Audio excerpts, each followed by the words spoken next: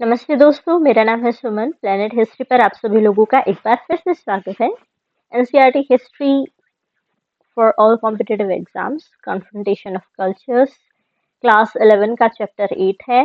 अब हम इसको स्टार्ट करते हैं। पीपीटी नोट्स में इंग्लिश में बनाती हूँ, हिंदी में एक्सप्लेन करती हूँ, और चैप्टर का जो लास्ट पार्ट होता है उसमें मैं पीडीएफ डाउनलोड लिंक अवेलेबल करती हूँ। जिन्हें चाहिए वो लोग डाउनलोड कर सकते हैं। ठीक है, तो अपने चैप्टर को हम शुरू करने से पहले मैं आपसे एक बार रिक्वेस्ट करना चाहूंगी, मेरी वीडियोस आपको कैसी लगती हैं कमेंट बॉक्स में ज़रूर बताया करिए, और अपने व्यूज शेयर कीजिए मेरे साथ। मेरी वीडियोस पसंद आती है तो लाइक शेयर और सब्सक्राइब ज़रूर कीजिए मेरे चैनल को। तो अब हम अपना चैप्टर शुरू करते हैं, ठीक है। बिना देरी किए, कन्फ्रंटेशन ऑफ कल्चर्स मतलब अलग अलग संस्कृतियाँ जब आपस में एक दूसरे के आमने सामने आती हैं, तो ये कौन सी दो संस्कृतियां थी, कौन से दो कल्चर्स थे? यूरोपियन कल्चर और अमेरिकन कल्चर। टाइम पीरियड क्या था? 15th से 17th सेंचुरी के बीच में ये सब हुआ था, ठीक है। तो ये वर्ल्ड मैप, हम हिस्ट्री जब पढ़ रहे हैं, वर्ल्ड की हिस्ट्री पढ़ रहे हैं, तो हमको वर्ल्ड मैप का पूरा ओवरव्यू होना बहुत ज़रूरी है, ठीक है। अब ये देखिए, यहाँ पर यूरोप, ये है अफ्रीका और ये एशिया। ये कॉन्टिनेंट्स हमको पता है, इधर ऑस्ट्रेलिया है और फिर यूरोप के साइड में नॉर्थ अमेरिका, और ठीक अफ्रीका के साइड में साउथ अमेरिका है। ये जो बीच वाला पार्ट है, ये क्या है? Central America. यहीं पर कैस्पियन सी है। ये इंडियन ओशियन है, यहाँ पर पैसिफिक है, और ये फिलीपींस आइलैंड है। आर्कटिक ओशियन इधर है, इधर अंटार्कटिका है। ये सारा का सारा है, ठीक है। इस मैप को बाद में डिटेल में बाद में देखते हैं। सोर्सेज क्या है जो हम पढ़ने वाले हैं उसके? Manuscripts, log books and diaries of the travellers, क्योंकि ज्यादातर ट्रैवलर्स थे, उन्होंने अमेरिका के आइलैंड्स को जाके देखा, वहां पर अपनी ट्रैवल किया था, उसकी डायरीज में लिखे हैं अपने सारे अनुभव। ऑफिशियल रिकॉर्ड्स हैं, मॉन्यूमेंट्स हैं, फोटोग्राफ्स हैं, ये सब। टाइप्स ऑफ अमेरिकन कल्चर, और ये सब ज्यादातर ना मॉन्यूमेंट्स, रिकॉर्ड्स, डायरीज, यूरोपियन लोगों की आदत थी बहुत ही अच्छी कि वो हर एक अपना लगभग अपना डेली के या ना मंथली ऐसे रिकॉर्ड्स रखते थे, जो वो करते थे उन सब का। तो टाइप्स ऑफ अमेरिकन कल्चर ये हम देखते हैं। There were two types of culture in the Americas. ये जो अमेरिका था, वहाँ आज का जो अमेरिका है वो बहुत ही मिक्स्ड है। यूरोपियन है वहाँ पर, अमेरिका के लोग हैं जो नेटिव, सॉरी अफ्रीका के और यूरोप के लोग वहाँ पर ज्यादातर है, अलग अलग कंट्रीज के उनकी। लेकिन जो नेटिव अमेरिकन्स थे पहले, वो आज ना के बराबर ही रह गए, बहुत ही थोड़े से। तो अमेरिका में इन यूरोपियंस के या फिर अफ्रीका से जो स्लेव लेकर गए, उनके एक दूसरे में आमना सामना होने से पहले ये जो अमेरिका है वो था क्या? वहाँ पर ट्राइबल डेवलपमेंट था और वेल डेवलप्ड कल्चर्स भी थे। दो तरीके के कल्चर थे वहाँ पे। पहला था स्मॉल सबसिस्टेंट इकोनॉमीज, कैरिबियन रीजन में और ब्राजील में थे, अरावक्स थे। तो कैरिबियन रीजन और ब्राजील, कैरिबियन रीजन कौन सा आता है? जो सेंट्रल अमेरिका है, नॉर्थ और साउथ अमेरिका के बीच में जो आ जाता है उसमें, ठीक है। ये है कैरिबियन सी, यहाँ पर ये क्यूबा है, हिस्पैनियोला है यहाँ पर, और इसमें मैप में आधा नहीं दिया है, यहाँ पर जो ब्राजील है। यहाँ पर ऐसी ट्राइब्स थी, बहुत ही छोटी सी थी, मतलब बड़ा बड़ा एम्पायर उन्होंने स्टेब्लिश नहीं किया था, वो छोटी सी इकोनॉमीज थी, कोई राजा वगैरह नहीं होता था। ट्राइब में मिलके एक दूसरे के साथ रहते थे, बहुत खिचपिच नहीं थी उनके उसमें। वेल डेवलप्ड कल्चर्स थे, लेकिन उन्होंने अपना एम्पायर स्टेब्लिश किया है, बड़ी बड़ी अपना पूरा बिल्डिंग्स बनाई हैं रहने के लिए, घर उनके बहुत अच्छे बड़े बड़े हैं। जबकि यहाँ पर जो थे वो क्या थे, जैसे ये आइलैंड है, तो आइलैंड पे लोगों के कैसे बैम्बूज वगैरह या फिर जो भी चीज लकड़ी और जो चीज होता है उनसे घर बना लिए, वैसे होते हैं। लेकिन तीन जो ये एम्पायर्स थे, एज़्टेक एम्पायर, माया कल्चर का एरिया था, ये था, ये सेंट्रल में आता है, ये नॉर्दर्न अमेरिका का बिल्कुल सदर्न पार्ट हो जाता है एग्जैक्ट एज़टेक एम्पायर, और इनका एम्पायर साउदर्न अमेरिका के वेस्टर्न कोस्टल एरिया था, पूरा का पूरा वेस्ट साइड पे साउदर्न अमेरिका का पूरा, ये और भी नीचे तक है, ये आधा मैप है। तो ये तीन, एज़टेक, माया और इनका, ठीक है, ये वेल डेवलप्ड कल्चर्स थे। एज़टेक जो आज का मेक्सिको है, मायास जो थे वो सेंट्रल अमेरिका में थे, इनकास जो Peru in the west coast of South America. ये बहुत ही अच्छे से डेवलप्ड कल्चर्स थे। क्या क्या थे वो नेक्स्ट देखते हैं। कम्युनिटीज ऑफ द कैरिबियन और ब्राजील।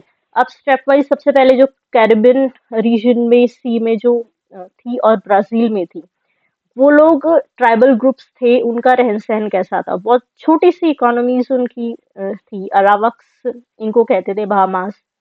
वो lived on a group of islands in the Caribbean Sea. Caribbean Sea के जो ग्रुप ऑफ आइलैंड्स है, ये ये थोड़े बड़े आइलैंड है, क्यूबा और हिस्पैनियोला। ये बहुत सारे छोटे छोटे इधर है, ये सारे आइलैंड्स हैं। इन आइलैंड्स पर ये रहते थे। ठीक है। अब इनकी लाइफ कैसी थी, क्या खाते थे, क्या पहनते थे, क्या इनके सोशल रूल्स वगैरह थे। तो इकोनॉमिक लाइफ क्या थी इनकी, प्रोड्यूस फूड फूड कलेक्टिवली। तो खाना जितने भी लोग वहां पर रहते थे, वो एक तरीके से बहुत बड़े परिवार के जैसे हैं, ठीक है, मानो। तो एक कलेक्टिवली जो भी काम करते थे वो सब कुछ एक साथ ही करते थे। तो खाना उगाना, उसको कलेक्ट करना, उसका फिर बाद में डिस्ट्रीब्यूशन करना, वो बराबर होता था। और मान सकते हैं कि अगर कोई वहां पर ऐसा इंसान होता, मतलब बुजुर्ग हो गया है, तो अगर वो नहीं कर सकता तो इसका मतलब उसने कुछ काम नहीं किया तो उसको मिलेगा नहीं, ऐसा भी नहीं था। वो उसको फिर भी उसके हिस्से का बराबर मिलता था। ठीक है। क्यों? क्योंकि वो एक साथ आपस में रहते थे, एक दूसरे की चिंता करते थे। स्किल्ड बोट बिल्डर्स थे, क्योंकि आइलैंड्स है तो उनको फिशिंग वगैरह करती थी, ये भी उनके खाने में था, तो बोट की जरूरत होती थी। Lived by hunting, fishing and agriculture. Food products क्या थे इनके? Corn, sweet potatoes, tuber and cassava. Social और रिलीजियस लाइफ क्या थी इनकी? तो पॉलीगेमी वाज कॉमन। एनिमिस्ट थे। Role of shamans as healers. Shamans होते हैं, हमने पहले पिछले कुछ चैप्टर्स में ये वर्ड आया था, जो स्पिरिचुअल लोग होते हैं थोड़े से, मतलब उनको गाइड करने वाले एल्डर्स होते हैं स्पिरिचुअल लाइफ में। ठीक है, उनको शमन्स कहते हैं। प्रिस्ट के तरीके से कह सकते हैं, लेकिन यहाँ पर प्रिस्ट नहीं होते थे, कोई पंडित या फिर पुजारी फादर तो नहीं होते थे, लेकिन ये उन्हीं के तरीके से काम करते थे उन लोगों के लिए। लेकिन no religious institution like church, उनका कोई मंदिर, चर्च, ऐसा कोई इंस्टीट्यूशन नहीं होता था कि वहाँ का कोई चर्च है या फिर कोई पूजा घर है जहाँ का कोई हेड है, ऐसा नहीं था इनके पास। ठीक है। तो इस तरीके की इमेजिन करें तो ये आइलैंड है, यहाँ पर ऐसे घर रहते हैं, ये बच्चे और सब एक दूसरे का मिलजुल कर काम कर रहे हैं, सब ऐसी इनकी लाइफ थी। कल्चरल लाइफ क्या थी? अवर्स टू कन्फ्लिक्ट, आपस में मतभेद को ज्यादातर ये छोड़ते ही थे कि ना हो। प्रेफर्ड नेगोशिएशन, अगर कभी छोटी मोटी हो जाती है तो बातचीत से सारे मसलों को सुलझा लेते थे। बहुत ही जेनरस पीपल थे। यूज गोल्ड ऑर्नामेंट्स, गोल्ड उनके पास बहुत था। Art of weaving hammock their speciality, art of weaving थी उनके पास, जो है हैमॉक, एक झूला होता है ना, हाँ, हमने कभी सीरियल्स वगैरह में देखा होगा। दो उनके बीच में रस्सियों का सा बना होता है चौड़ा सा, जिस पे लेट जाते हैं झूलने के लिए, हैमॉक। ये उनकी स्पेशलिटी है, वहां से आया था। पॉलिटिकल लाइफ इनकी, कोई क्लैन जो थी इनकी, पूरी पूरी सारे के लोग जो एल्डर्स होते थे वो रूल करते थे। मतलब अगर कुछ प्रॉब्लम होती है तो वो पूरी उसको ट्राइब को गाइड करेंगी। कोई आर्मी या कोई किंग नहीं होता था। ठीक है। एनिमिस्ट क्या होते हैं? एनिमिस्ट थे तो इसका मतलब है believe that even objects regarded bye modern sciences inanimate may have life और अ सोल।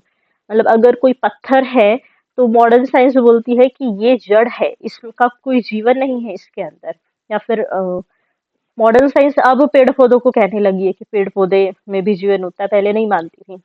तो ये कहते हैं कि जितनी भी चीजें हैं जो मॉडर्न साइंस बोलती है ना कि ये सब जड़ है, इनमें जीवन नहीं है। एनिमिस्ट होने का मतलब होता है कि वो उसको भी लाइफ से फुल मानते थे, कि इनके अंदर भी लाइफ है, इनकी भी एक सोल होती ही है। ठीक है। अब ब्राजील जो साउदर्न अमेरिका में, इधर ये ब्राजील का एरिया आता है, यहाँ पर क्या थे? Tupinamba lived on the east coast of South America and Brazil. यहाँ पर जो ट्राइब या फिर जो लोग रहते थे, ग्रुप, उनको टुपिनाम्बा कहते हैं। East coast of South America and Brazil. They had no access to iron, iron उनके पास था नहीं, तो आयरन के टूल्स एग्रीकल्चर के लिए बना नहीं सकते हैं। तो फॉरेस्ट वगैरह उन्होंने बहुत ज्यादा क्लियर नहीं किए थे एग्रीकल्चर के लिए, बहुत ही कम था एग्रीकल्चर। प्लेंटी ऑफ फ्रूट्स और वेजिटेबल्स बहुत थे, लेकिन छोटे छोटे एरिया में तो उगा ही सकते थे ना। And fish in their area enable them to lead a healthy life.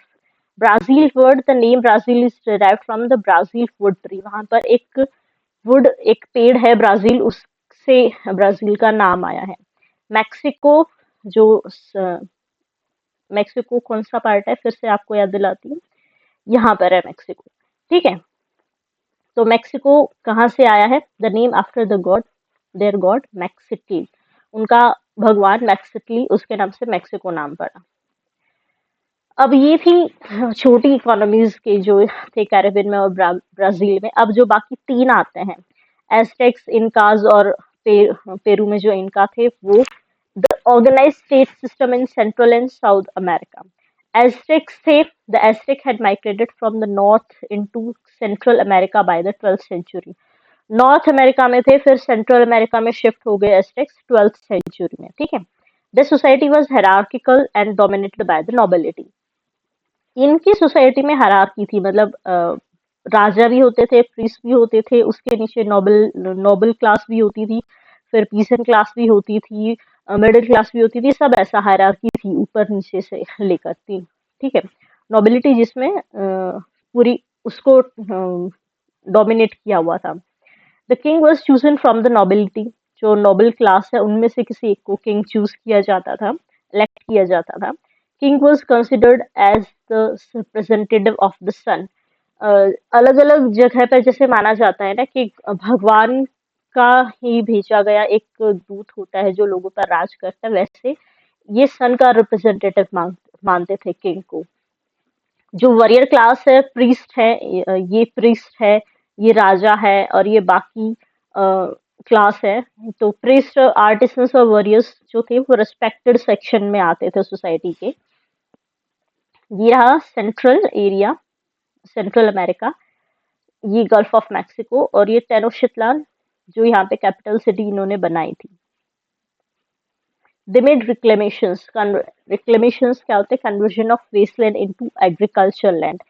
जो भूमि किसी काम की नहीं है उसको एग्रीकल्चर, उसको भी यूज करके एग्रीकल्चर के लिए बना लेना, उसको एग्रीकल्चर लैंड बना लेना।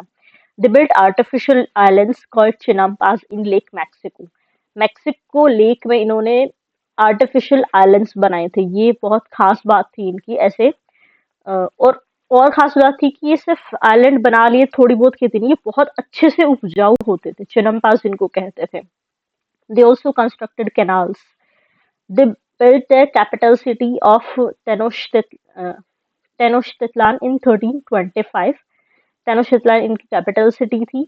इस तरीके की कैपिटल सिटी मान सकते हैं। ये टेम्पल्स जिसमें है ये main dedicated to god of war and god of sun. The rural people produce corn, beans, pumpkin and potatoes.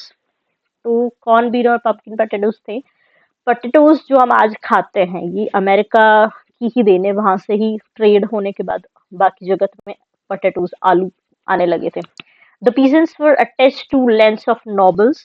जो पीजेंट्स होते थे, पीजेंट क्लास होती थी, वो नोबल क्लास की लैंड से ही अटैच्ड होती थी, उन पर उनके साथ उनके लिए काम करती थी। The poor would sell their children as slaves for a limited period of time.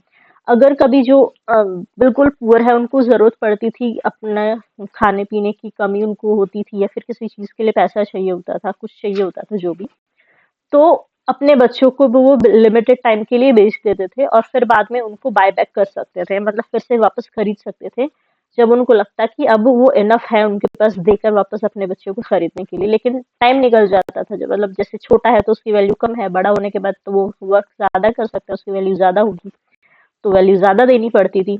लेकिन स्लेवरी मतलब ऐसा बहुत बुरा नहीं था जैसा यूरोपियन वर्ल्ड में था ना, बहुत ही मिजरेबल कंडीशन, ऐसा नहीं था।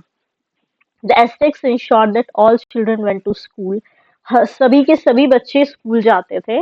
बस जो नोबिलिटी क्लास के जो बच्चे होते थे, नोबिलिटी क्लास के, उनके लिए जो इंस्टीट्यूशन होता था, जो स्कूल होता था, उसको कैलमेके कहते थे। वहां पर उनको मिलिट्री और रिलीजियस ट्रेनिंग दी जाती थी।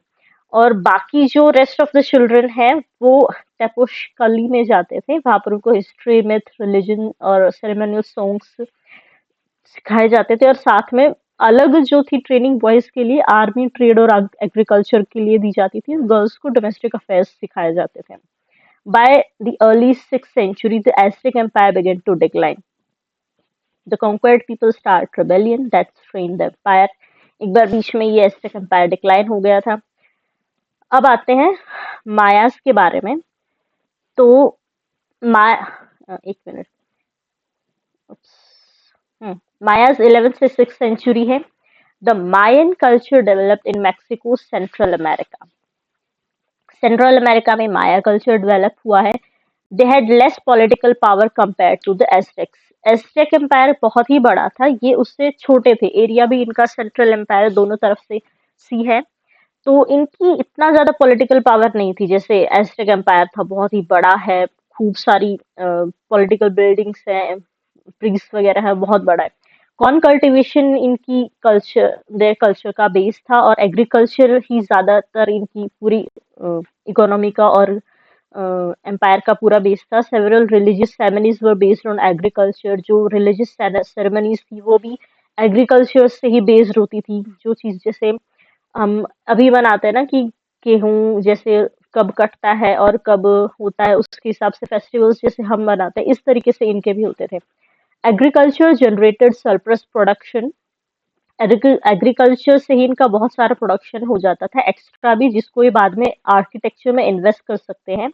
मायास developed a pictographic writing system. ये खास बात है इनकी कि इन्होंने एक पिक्टोग्राफिक फॉर्म में राइटिंग डेवलप की थी। a ball called marker with inscribed dates, Maya culture, Chiapas 6th century का ये मिला है। ये है माया टेम्पल, टिकाल, ग्वाटेमाला 8th सेंचुरी। ये अगर आप देखें, ये रहा मैक्सिको, ये है ग्वाटेमाला, यहाँ पर वो टेम्पल है इनका। कितना, यहाँ इधर से सीढ़ियाँ चढ़ते जाना है, ऊपर ऊपर ऊपर यहाँ जाना है, कितना बड़ा है, मतलब कितने लोगों को कितना समय लगा होगा ना ये सब बनाने में। बहुत सुंदर है। अब आती है इनकास के बारे में। The 12th century, the largest native culture in South America was Inca civilization in Peru. Peru. अब ये जो साउथ के साउथ अमेरिका के बिल्कुल वेस्ट पार्ट में, कोस्टल एरिया में पूरा जो बना हुआ है, यहाँ पर पहाड़ और वो सब बहुत ज्यादा था। Mengkok Kapek was the first Inca who established his capital at Cuzco. Menko Kapek सबसे पहला इनका था, या फिर एम्परर ही, राजा कहो जिसको, जिन्होंने अपनी कैपिटल कुस्को में, किसको लगभग मैप में दिखाऊंगी, इधर आती है, ठीक है, कुस्को कैपिटल स्टेब्लिश की थी। It was under the 9th Inca that the empire reached its zenith। जब 9th राजा आया तब तक ये एम्पायर बहुत ही फल फूल चुका था। The empire extended from you Ecuador to Chile, covering 3000 miles. 3000 miles तक, ये बहुत, मतलब ये पूरा जो है ना कोस्टल एरिया है, बहुत लंबा हो जाता है। द इनका स्टेब्लिश सेंट्रलाइज्ड एडमिनिस्ट्रेटिव सिस्टम। अब ये बहुत लंबे एरिया में तो फैला था ये एम्पायर। जैसे बाकी के जो दो एम्पायर थे उनका एरिया इतना नहीं था जितना एरिया इसका था, तो इसलिए सेंट्रलाइज सिस्टम इन्होंने बनाया था। और अलग अलग, जैसे अभी हम करते हैं ना, सेंट्रलाइज सिस्टम का मतलब होता है एक जगह से राजा करता है, किंग एक जगह पे होता है, और बाकी जगह अपने वो रख देता है, प्रोविंसेस जैसे बना के, बिल्कुल। तो king highest source of authority था। ये देखो, यहाँ पे है कि तो यहाँ पेरू, ये सेंट्रल इनका था, कैरिबियन सी, ये पूरा का पूरा जो एरिया है ये यहाँ पर आ जाता है। कितना लंबा हो जाता है ना ये, ठीक है। क्वितो ये आ गया, और सेंटियागो तेलका ये आ गया यहाँ तक, यहाँ से शुरू होकर बिल्कुल यहाँ तक था। और इसमें कुस्को ये रहा बीच में, capital city. All people were instructed to speak Quechua court language. अब इनकी लैंग्वेज है Quechua court language. Each tribe was administered by a council of elders. हर एक ट्राइब जो थी, मतलब एरिया या फिर प्रोविंसेस कहो, या प्रोविंस क्या थे, अलग अलग जगह ट्राइब बनी हुई है, वो एल्डर के काउंसिल से रूल की जाती थी, एडमिनिस्टर की जाती थी। और वो जो काउंसिल थी वो रूलर के प्रति बहुत ही लॉयल होती थी, उनके लिए ईमानदार होती थी। Local rulers were rewarded for their military cooperation. और जो लोकल रूलर्स थे, किंग उनको रिवॉर्ड करता था मिलिट्री कॉपरेशन के लिए। The Incas were great builders, बहुत अच्छे बिल्डर्स थे। They built roads and forts, बड़े बड़े फोर्ट्स और बिल्कुल अच्छे से रोड उन्होंने बनाए थे। Their fort were built of stone slabs। अब ये ज्यादातर कैसा एरिया है ना, वहां पर स्टोन्स पहाड़ियों से काट कर निकालते हैं, और उनसे ये सारे के सारे स्लैब्स बना के फिर फोर्ट्स बनाते हैं बड़े बड़े। Stones cut from rock did not require mortar. Masons shaped the blocks by using an effective method called flaking. जैसे टूल्स फ्लेकिंग होती है ना, काट छाट के उसको अच्छे से शेप देना, blocks banana. They did not have wheeled vehicles. अब उनके पास व्हीकल्स नहीं थे व्हील्स वगैरह के, तो ज्यादातर लेबर के थ्रू सारा काम होता था. ट्रांसपोर्ट करने हैं स्टोन्स वगैरह या फिर कोई भी चीज करनी है तो ज्यादातर लेबर चाहिए होता था इन कामों के लिए उनको. ठीक है.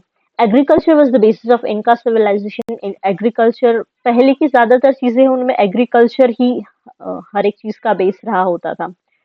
ठीक है. They terraced hill sides and practice agriculture. Hill sides होती है उनको इस तरीके से काट छाट करके अच्छे से सीढ़ी नुमा बनाकर जैसे भी उसको एग्रीकल्चर के लिए यूज करते थे. They also develop means of irrigation. Irrigation के कैनाल्स वगैरह जैसे उन्होंने वो भी डेवलप किया हुआ था कि इरिगेशन कैसे करना है, कुएं बनाना, कैनाल्स बनाना, शॉर्ट लेक्स वगैरह बना लेना. The Incas produce corn and potatoes. वैसे वही अमेरिका में potatoes, corn and potatoes. Their weaving and pottery were of a high quality. बहुत ही अच्छी क्वालिटी की वीविंग और पॉटरी वो लोग करते थे. They did not develop a system of writing. Writing का एक पर्टिकुलर सिस्टम उन्होंने डेवलप नहीं किया था. लैंग्वेज तो थी उनकी बोली की लेकिन लिखने का नहीं था. They developed accounting system. Accounting system उन्होंने लेकिन डेवलप किया था. क्विपो और cords were use for mathematical calculations. इस तरीके की एक क्विपो इन्हें कहते थे, कॉर्ड्स ये मैथमेटिकल कैलकुलेशन के लिए यूज करते थे. इनमें बीच बीच में ऐसे नोट्स बांध देते थे ये, मतलब काउंट करने के लिए. Were made upon cords which indicate specific mathematical units. अब जैसे यहाँ पे 5 है, ये इकट्ठी 2 है, कहीं पर 3 है, कहीं पर काफी सारी, ऐसा कुछ था कैलकुलेट करने के लिए. अब ये जो पेरू में है ना, जो रोड्स और ये सब जितनी भी पिक्चर्स हमने पहले देखी है, ये काफी सारी, ठीक है, जैसे कि ये वाली है, ये है, ये ज्यादातर पेरू में है. और उसमें से भी एक है ये Machu Picchu. The hill town of Machu Picchu. It escape the notice of the Spaniards and was therefore not destroyed. ज्यादातर साइट्स ये सारे के सारे डिस्ट्रॉय कर दी थी स्पेनिश लोगों ने. यहाँ पर आकर अपनी कॉलोनीज बनाई थी ना इस साइड में, तो ये इनकी नजर में आई नहीं थी इसलिए बच गई. अब इसमें है ना Pablo Neruda the Heights of Machu Picchu, इन्होंने लिखा है इस बारे में कि कितना, ये अगर पूरा आर्टिकल पढ़े तो इन्होंने एक तरीके से ऐसा लिखा है कि इन्होंने कितनी मेहनत की है, कितने लोगों का खून है, किसी का पसीना है. पॉटर ने अपनी क्ले डाली है तो उसकी उंगलियां कैसी हो गई होंगी. इस तरीके से इन्होंने लिखा कि ये पहाड़ी पर अगर ये चीज बनी है, देखो ये पूरा का पूरा यहाँ पर बिल्डिंग्स वगैरह सब कुछ है ये, तो इसको बनाने के लिए कितनी मेहनत लगी होगी. नीचे से पत्थर लेकर ऊपर आना, क्ले बनाना, पत्थरों को तोड़ना, और उसके बाद भी वो बिल्डिंग्स पॉटरी वगैरह बनाते हैं लोग. कहाँ से, यहाँ पर ऊपर सबको इनको अवेलेबल नहीं होता होगा ना, नीचे से कहाँ से क्या क्या लाते हैं सब कुछ, तो इसके बारे में इन्होंने यहाँ पर ये पैब्लो नेरुदा ने लिखा हुआ है. ठीक है. तो मोटिव ऑफ वर्जेस ये हम नेक्स्ट पार्ट में पढ़ते हैं. आज के पार्ट को हम, ये बाकी की सारी सारी स्लाइड्स हम नेक्स्ट पार्ट्स में पढ़ेंगे. आज के लिए बस इतना ही. आपसे मैं फिर नेक्स्ट पार्ट में मिलूंगी. जाने से पहले मैं एक बार आप लोगों से बोलना चाहूंगी, प्लीज आपको पसंद आती है मेरी अगर सारे के सारा काम, तो इनको लाइक कीजिए, शेयर कीजिए अपने दोस्तों के साथ वीडियोस को, उनको भी इसका फायदा मिले, और सब्सक्राइब जरूर कीजिए चैनल को. फिर मिलते हैं सेकंड पार्ट में. आज के लिए इतना ही. नमस्ते, बाय बाय.